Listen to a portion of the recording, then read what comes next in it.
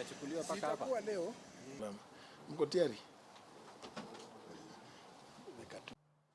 And on behalf of the civil servants serving the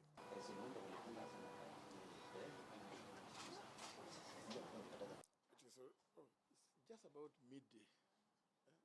So it was a gentleman from the media.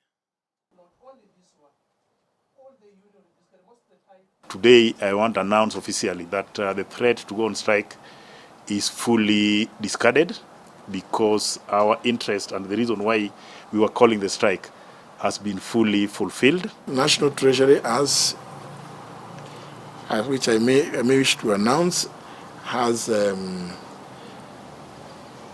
agreed to provide resources for the payment of civil servant salaries as per the terms contained in the collective bargaining agreement.